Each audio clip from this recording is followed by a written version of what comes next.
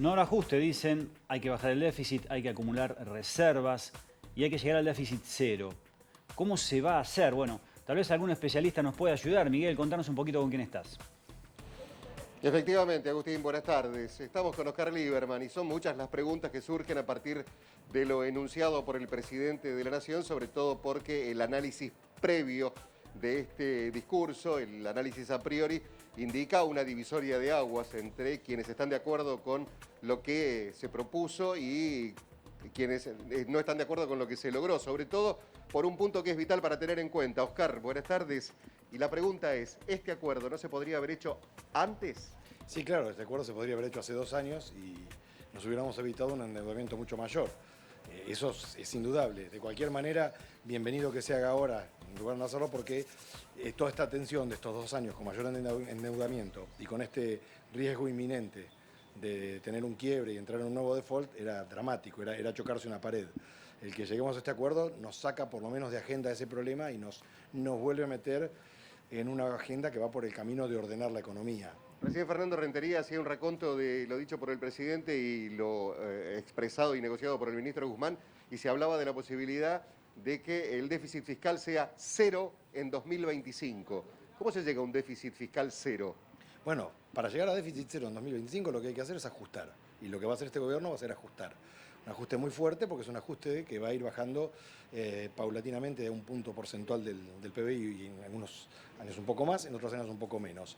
Lo que no sabemos es todavía en la letra precisa del acuerdo es cómo se va a conseguir ese ajuste. Si va a ser un ajuste por reducción y eficiencia de gasto o va a ser un ajuste por aumento de impuestos. Esa es la parte, o sea, lo que no sabemos es a quién le va a transferir el costo de este ajuste, pero que va a ajustar, es un ajuste muy fuerte y que más tarde o más temprano la Argentina lo tenía que hacer porque no podemos seguir viviendo con déficit. Un país que vive con déficit genera deuda, un país que vive con deuda creciente permanente termina yendo de una crisis en otra y nosotros llevamos 11 años de estancamiento, de los cuales como primer requisito para poder salir tenemos que tener una austeridad fiscal y monetaria compatible con una economía que se estabilice. ¿Cómo se hace para hacer este ajuste cuando se dice que entre las cosas que el gobierno no negoció es la obra pública, el dinero que se utiliza para ayuda social, que realmente es mucho, y no se habla de una reducción del Estado que podría llegar a ser una medida que quienes ortodoxamente hablando ven la cuestión siempre indican como favorable o necesaria?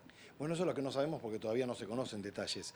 Si el gobierno lo piensa ajustar, como viene ajustando hasta ahora, que pronostica una inflación, después tiene una mucho más alta y al no indexar va licuando gasto público. Esa licuación de gasto público afecta a todo. Es decir, no baja jubilaciones, pero las jubilaciones en términos reales se terminan achicando, no baja ningún tipo de gasto del Estado, pero se terminan achicando porque se ajustan a una tasa menor de lo que es la inflación. La verdad que eso no lo sabemos, no hay detalles técnicos si va a ser ese el mecanismo de ajuste o va a haber alguna transformación estructural. Lo que sí es importante es que, como todo acuerdo con el Fondo Monetario, cuando uno le pide no cumplir y que le den dinero para reemplazar el crédito actual por un crédito de más largo plazo, es que se hace un programa.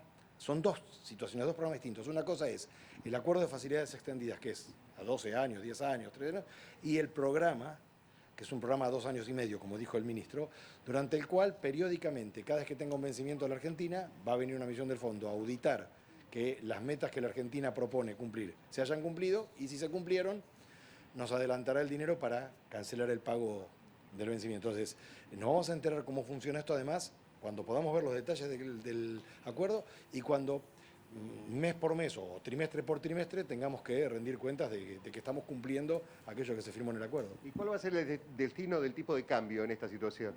Bueno, lo que dijo el ministro, no explicó cómo, es que no va a haber toques en el tipo de cambio. Lo mismo que no va a haber problemas inflacionarios. Cuesta creer que no va a haber una corrección.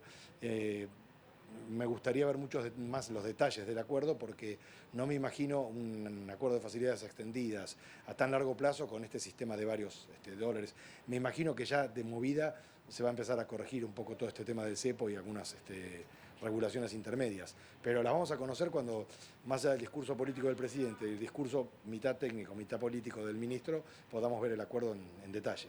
Oscar, muchas gracias y quédate porque en un rato, Agustín, lo trajimos a Oscar Lieberman para navegar un poco en el tema económico.